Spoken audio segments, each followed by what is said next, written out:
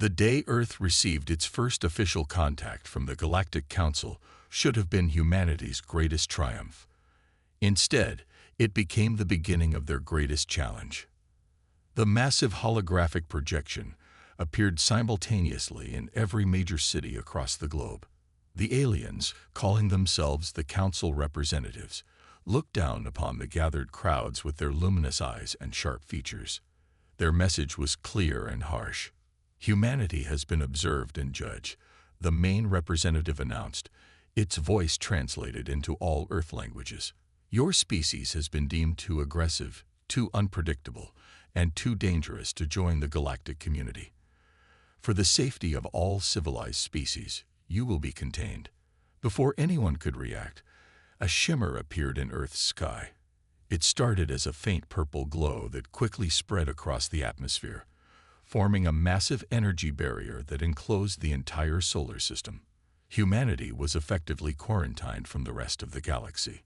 Admiral Mark Wilson stood on the bridge of the Earth's largest space station, watching as his teams of scientists frantically tried to understand what had just happened. Their instruments showed that the barrier extended well beyond Pluto's orbit, creating a perfect sphere around the Sun and all its planets. "Sir," his second-in-command reported, "we've lost all signals from our deep space probes. The barrier is blocking everything." The Admiral's weathered face showed no emotion, but his hands gripped the railing tighter. "Get me the President," he ordered. In Washington, D.C., President Laura Hayes faced the gathered world leaders in an emergency session. The room was thick with tension as reports came in from space agencies worldwide. "They've cut us off completely," she announced, her voice steady despite the gravity of the situation. "No signals can penetrate the barrier. We are alone." The Chinese premier stood up. "This is unacceptable. They cannot cage us like animals. They already have." The Russian president responded grimly. "The question is, what do we do now?" In the following days, panic spread across Earth.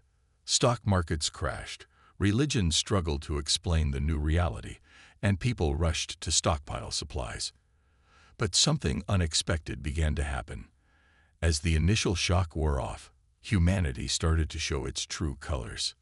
Dr. William Cooper, working from his laboratory in Mexico City, was the first to notice it.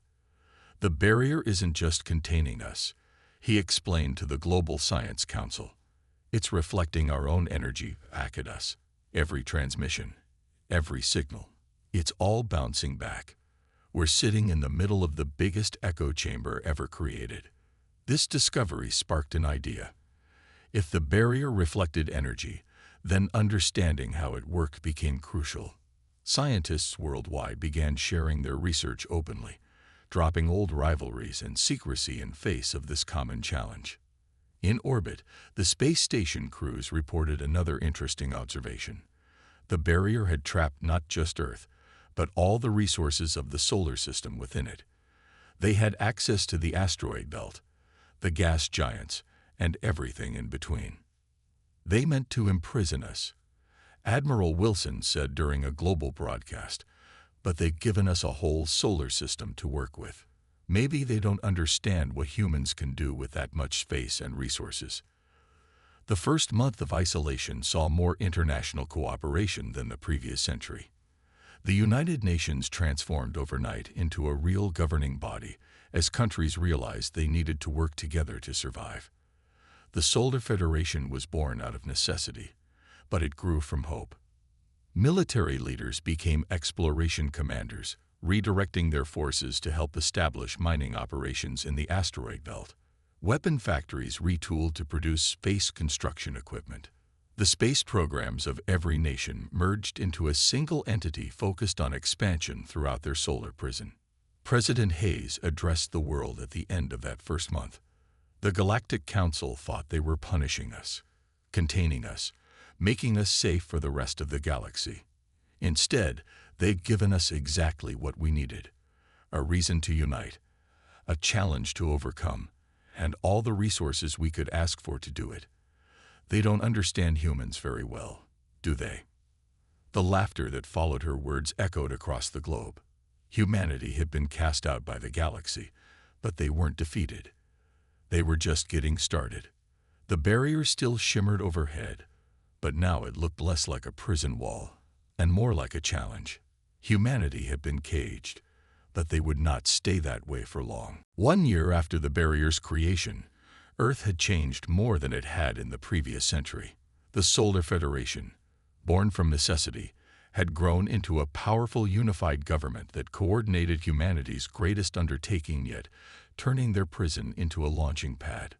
In the massive underground facility beneath the Rocky Mountains, Dr. William Cooper stood before a test chamber that hummed with energy. His team had been working nonstop to understand the barrier's quantum properties. "Run it again," he ordered, watching as the miniature version of the barrier they'd created flickered in the chamber. "There's something we're missing.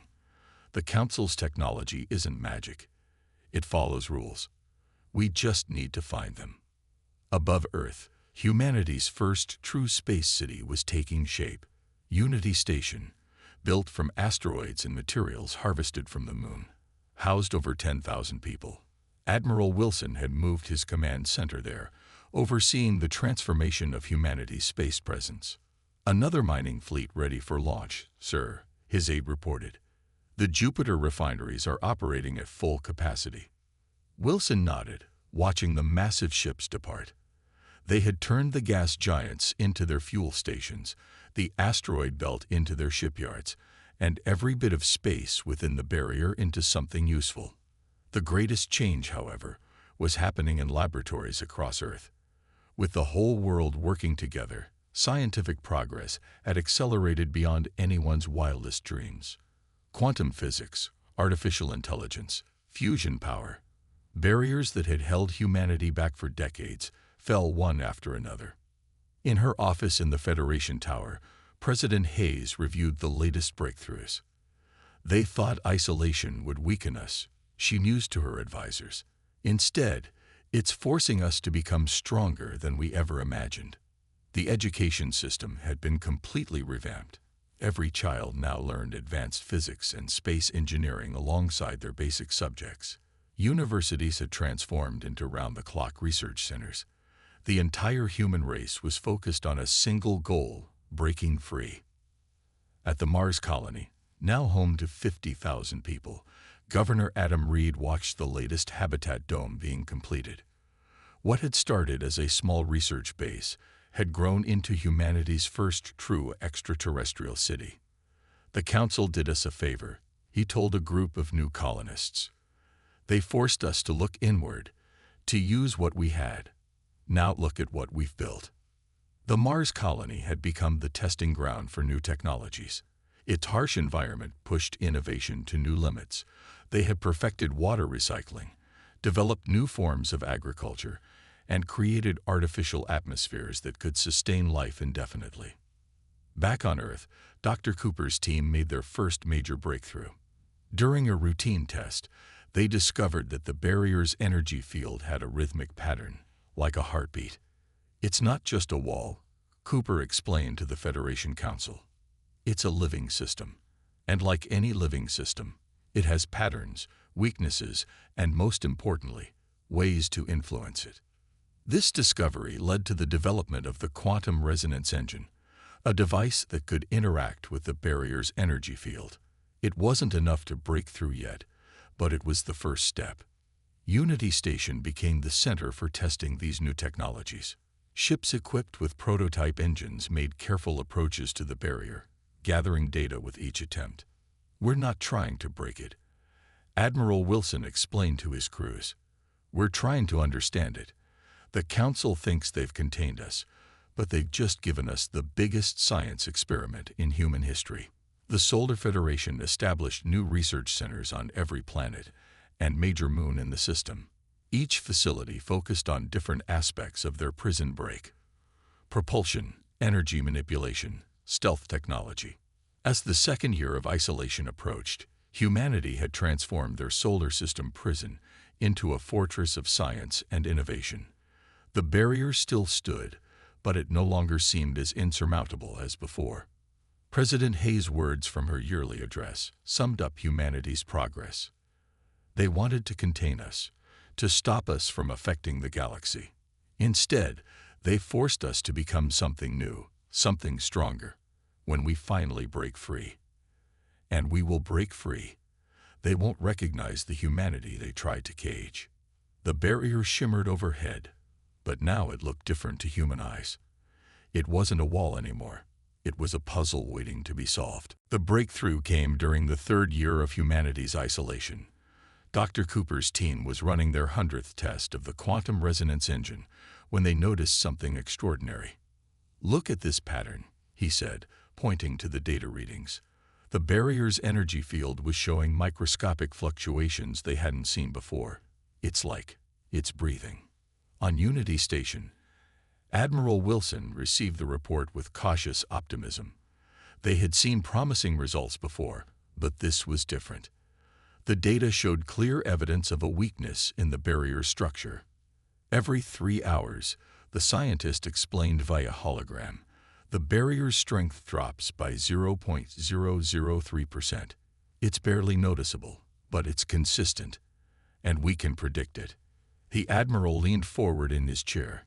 "Can we use this?" The answer came in the form of Project Needle, humanity's first attempt to pierce the barrier. They built a small probe, barely larger than an old Earth satellite, equipped with the most advanced version of the quantum resonance engine. The launch day arrived with little fanfare. They couldn't risk the Council detecting unusual activity. The probe, designated Pioneer, approached the barrier during one of its weakest moments. "Energy readings are stable," reported the control team from Mars base. "Quantum field is aligned." Initiating penetration sequence. The probe's engine hummed to life, generating a field that matched the barrier's frequency perfectly. For a moment, nothing seemed to happen. Then, like a needle sliding through fabric, the probe slipped through. Breakthrough achieved. The celebration in control was immediate but contained. They had done it. The first human-made object had crossed the barrier in 3 years. The probe transmitted data for exactly 6 minutes before going silent. But those 6 minutes changed everything. They had proof.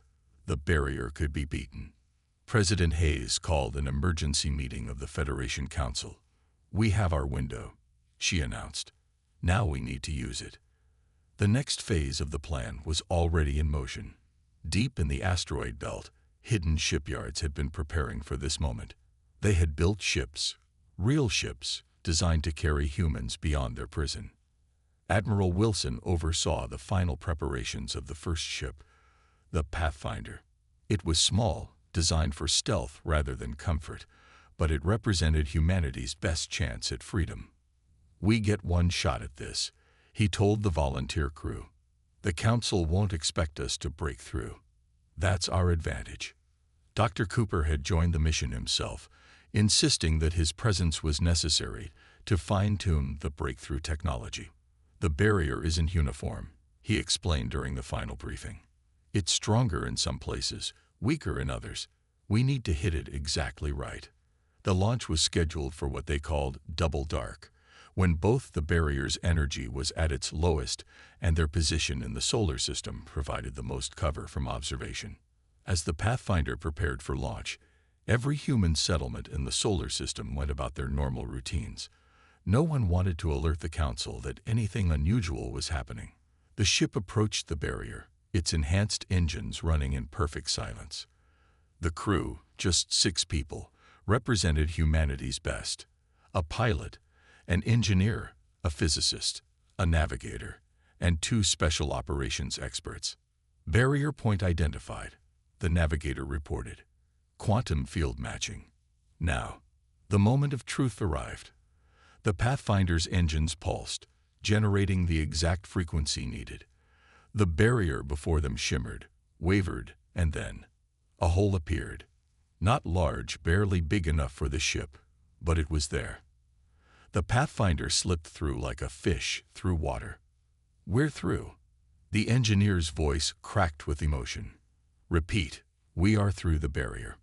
Back on Unity Station, Admiral Wilson allowed himself a small smile.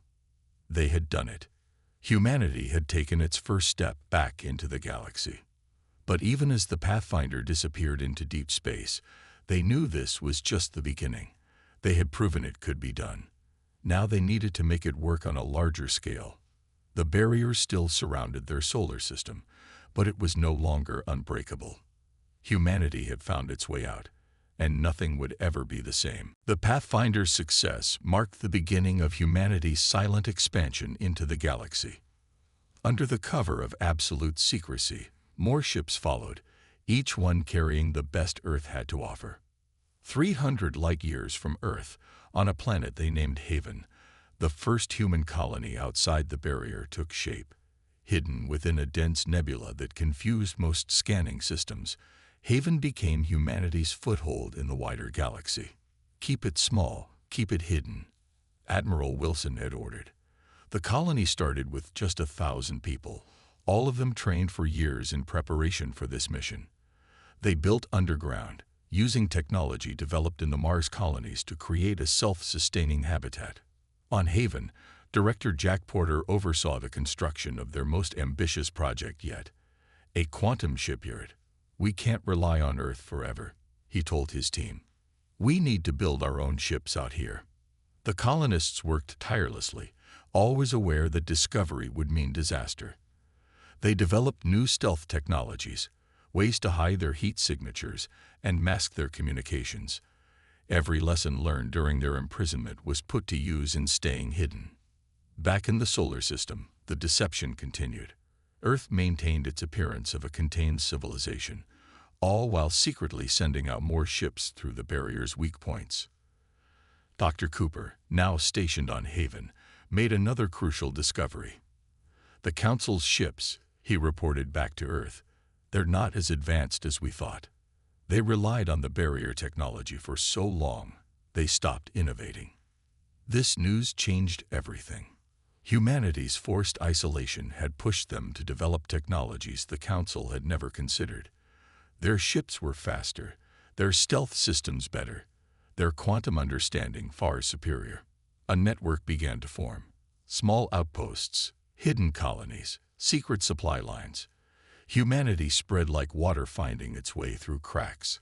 They discovered other species who lived on the fringes of Council space, those who had been deemed unsuitable for galactic society. On a distant trading post, human representatives met with the outcasts, other species who had rejected or been rejected by the Council. These meetings happened in shadows, in places the Council never bothered to look. "We were like you once," a trader from a species known as the Drift told them. "The Council decided we were too different, too unpredictable. They tried to contain us too, but we slipped away. Now we live free in the spaces between their worlds." These connections proved invaluable. The outcasts had knowledge of Council space, of safe routes, and hidden places. In exchange for human technology, they provided intelligence and resources. Haven grew slowly but steadily. Underground cities expanded, carefully hidden from orbital detection. They built their first ship there, the Shadow Maker, designed from the ground up for stealth operations. "Every ship we build," Director Porter announced at its launch, "makes us stronger. Every colony we establish gives us another foothold. The Council thinks we're safely caged, while we're actually right here among them." The network of colonies developed their own culture, different from Earth. They lived in constant alertness, always ready to disappear at a moment's notice. Children grew up learning stealth as naturally as walking. Admiral Wilson, visiting Haven for the first time, stood in the underground city's central chamber. "How many colonies now?" he asked Porter. 7 major settlements, dozen smaller outposts," Porter replied. "All self-sustaining, all hidden. We're getting better at this every day." The Admiral nodded, watching colonists go about their daily lives in the artificial light. They had taken humanity's imprisonment and turned it into an advantage. While the Council watched Earth's barrier, humanity was building strength right under their noses. "Have they noticed anything?" the Admiral asked. Porter shook his head. "They see what they expect to see. A contained civilization. Their patrols pass right by us, never realizing we're here. Back on Earth, President Hayes received regular encrypted updates about the colony's progress. Each report confirmed what they had hoped. Humanity wasn't just surviving outside the barrier, they were thriving. The Council's greatest mistake had been assuming a barrier could contain human ingenuity. Instead, they had created something new, a humanity that could move unseen through the stars, growing stronger in the shadows, waiting for the right moment to reveal themselves to the galaxy. The discovery was inevitable. Despite all their precautions, a Council patrol ship detected unusual energy readings near one of the smaller human outposts. The moment the colony's sensors picked up the Council ship's change in course, emergency protocols activated. Evacuation initiated, the colony's AI announced calmly. Within 15 minutes, the entire population of 300 colonists had vanished into underground bunkers and emergency ships. By the time the Council vessel arrived, they found only an abandoned mining operation. But the Council wasn't fooled this time. Their investigators found traces of human technology, proof that the barrier had been breached. On Haven, Director Porter received the emergency transmission. "It's happened," he told Admiral Wilson, who had been overseeing the completion of their latest stealth fleet. "They know we're out here." The Council's response was swift and predictable. A battle fleet assembled, prepared to hunt down and eliminate what they assumed would be scattered, primitive human settlements. What they found instead was something entirely different. The first battle occurred near the Centauri Drift. 3 Council warships cornered what they thought was an unarmed human transport. The transport's hull suddenly split open, revealing weapon systems unlike anything the Council had seen before. Active defense systems engaged, the ship's commander reported calmly as quantum-based weapons fired. The Council ship's shields, designed to stop conventional weapons, proved useless against human technology. The battle lasted less than 10 minutes. 2 Council ships destroyed, 1 disabled. The human vessel vanished before reinforcements arrived. In the Council's central chambers, alarms spread quickly. Reports came in from across their territory. Human ships appearing and disappearing at will, outposts discovered empty but showing signs of recent occupation, advanced technology that shouldn't exist.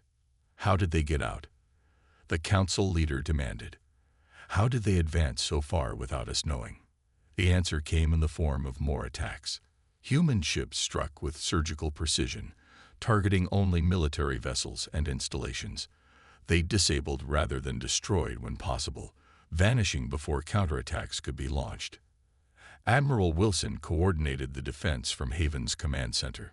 "We're not fighting for territory," he reminded his commanders.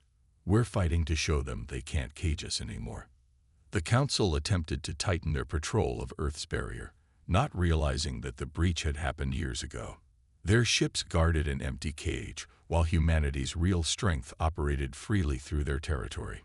A month into the conflict, humanity revealed another advantage.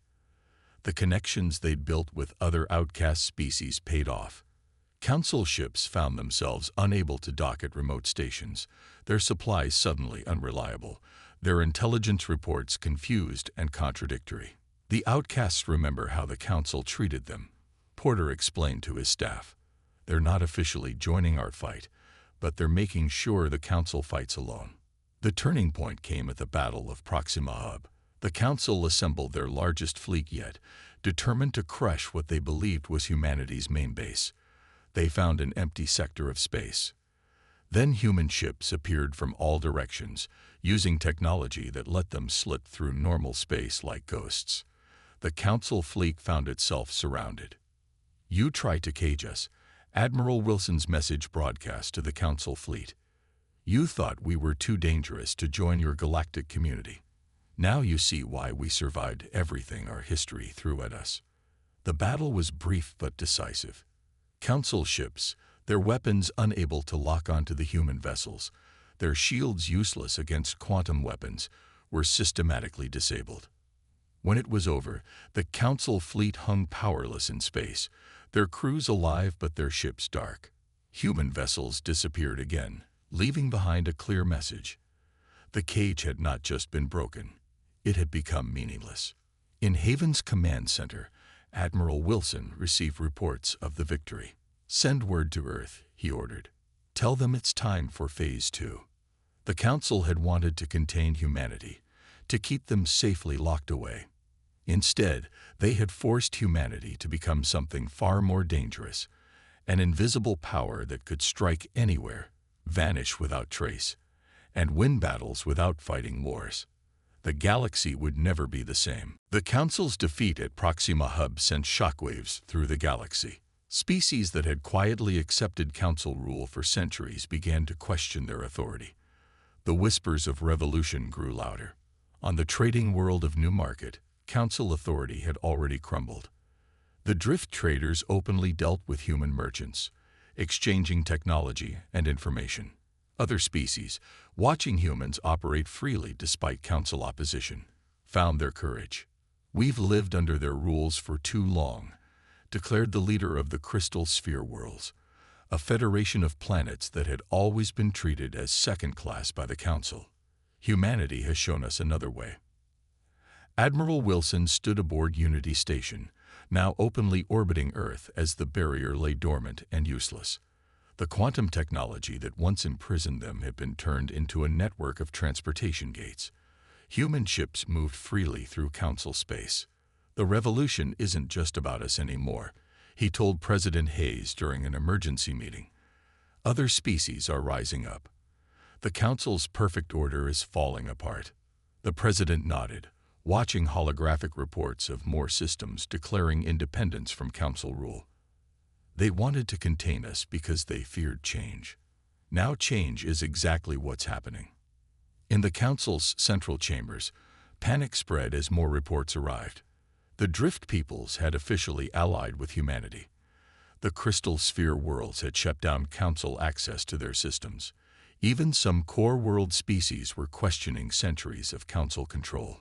Director Porter, now operating openly from Haven, coordinated with their new allies. Human technology, developed during their isolation, proved key to breaking the Council's grip on power.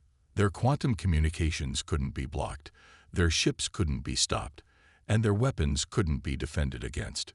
"We're not here to destroy the Council," he explained to a gathering of rebel species. "We're here to show the galaxy a different way. No more barriers, no more isolation, no more fear of those who are different." The Council tried one last desperate move. They threatened to activate barrier technology around other rebel worlds, to contain them as they had contained Earth. The threat backfired spectacularly. "You want to cage everyone who disagrees with you." Humanity's message broadcasted across all frequencies. "We've already broken your cage. We can break any others you try to build." To prove their point, human ships demonstrated their ability to slip through Council barriers as if they didn't exist. The Council's ultimate weapon had become useless. On a dozen worlds, populations that had lived under Council rule for generations took to the streets, not in violent rebellion, but in peaceful demands for change. They had seen humanity's example. Isolation and suppression didn't work. Innovation, cooperation, and freedom were stronger. The Crystal Sphere Worlds opened their ancient libraries, sharing knowledge the Council had suppressed for centuries. The Drift peoples revealed trade routes and resources that had been hidden from Council control. Each species that broke away brought new strengths to the growing alliance. "The Council made a fundamental mistake," Dr. Cooper explained during a conference of rebel world scientists. "They thought keeping species separate would maintain peace. Instead, they prevented us from growing stronger together." In the space of 3 months, the Council's authority crumbled. Without firing a shot, humanity had caused the greatest revolution in galactic history. Their very presence, their ability to overcome the barrier, had shown the galaxy that the old order could be challenged. Admiral Wilson stood on Haven's surface, now a bustling metropolis under the open sky. Ships from a dozen species moved through the atmosphere, trading, learning, growing together. "They feared us because we were different," he told a gathering of alien diplomats. "They never understood that our differences make us stronger." Humanity didn't just break free for ourselves. We broke free to show others they could do the same. The Council's power wasn't completely broken, but their ability to control and contain was gone forever. A new order was emerging, one built on cooperation rather than control, on diversity rather than conformity. President Hayes addressed the first gathering of the new Galactic Alliance. "The stars belong to all of us," she declared. "No more barriers, no more cages. Together, we'll build something greater than the Council ever imagined possible." The revolution wasn't over, but its success was already certain. The galaxy would never be caged again. 5 years after humanity broke free from their barrier, the galaxy had transformed beyond recognition. The old council chambers, once a place of rigid control, now hosted the Galactic Alliance, a gathering of free species working together. Earth had become the center of a new age.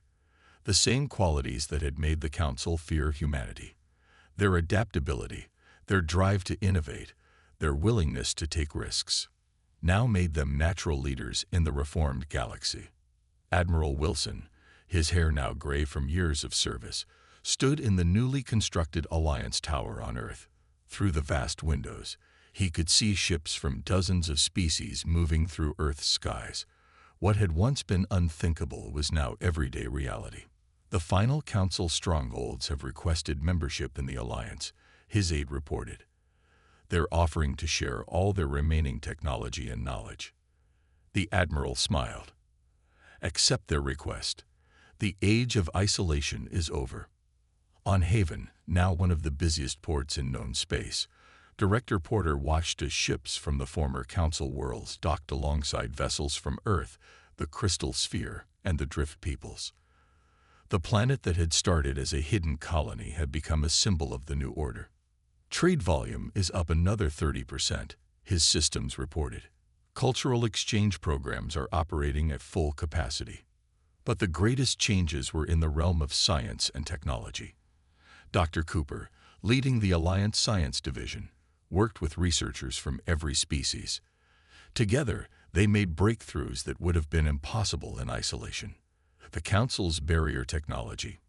He explained to a group of students from 20 different worlds. "We've transformed it. Instead of containing, it now connects. The same energy that once imprisoned Earth now powers our fastest transportation systems." President Hayes, serving her final term, addressed the Alliance Assembly. The chamber was filled with representatives from hundreds of worlds, including former Council species who had embraced the new way. "We were cast out," she reminded them. "Isolated, contained, but we refused to be limited by others' fears. In breaking free, we didn't just liberate ourselves. We showed the galaxy a better path."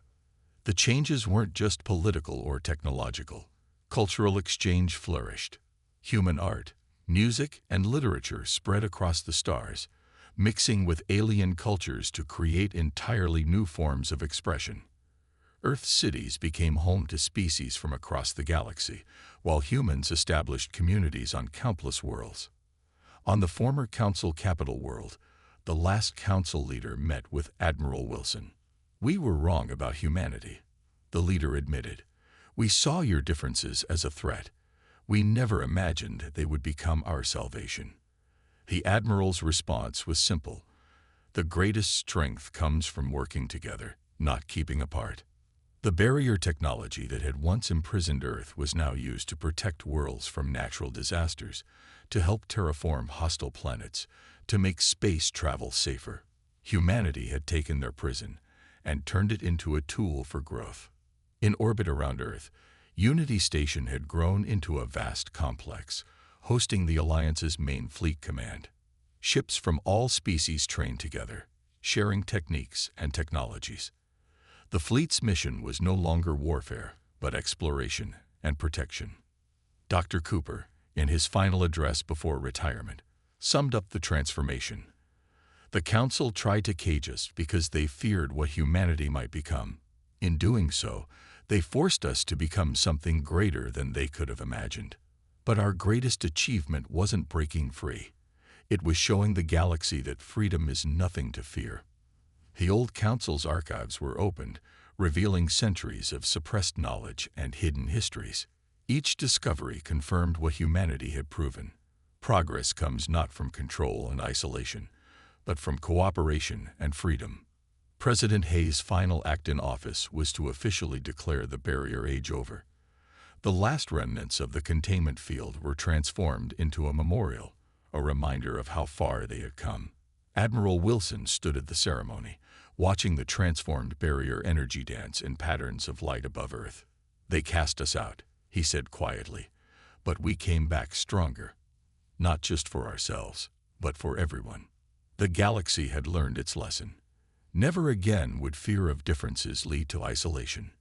Humanity had shown a better way, and the stars were brighter for it.